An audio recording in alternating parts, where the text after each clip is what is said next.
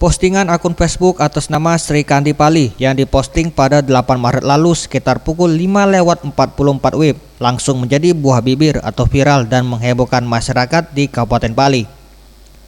Hal ini dikarenakan di dalam beranda akun Sri Kandi Pali menggugah status bahwa 100% kades di Kabupaten Pali korupsi, serta seluruh kades di Bali memiliki selingkuhan. Dengan adanya postingan tersebut membuat para kades di Kabupaten Pali menjadi geram dan melaporkan pemilik akun ke pihak yang berwajib dengan perbuatan tidak menyenangkan atau pencemaran nama baik.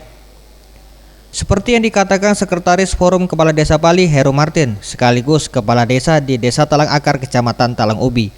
Apa yang dilakukan oleh akun Facebook Sri Kandi Pali yang menyatakan bahwa 100% kades Pali korupsi, dan satu lagi juga yang menyatakan bahwa 100% kades Pali ada selingkuhan baru.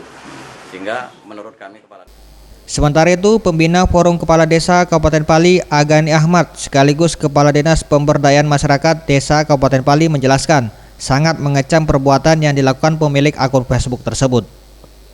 Namun demikian sangat disesalkan karena kalimat itu tidak pantas itu tampil di akun, karena dalam akun itu menyatakan pertama.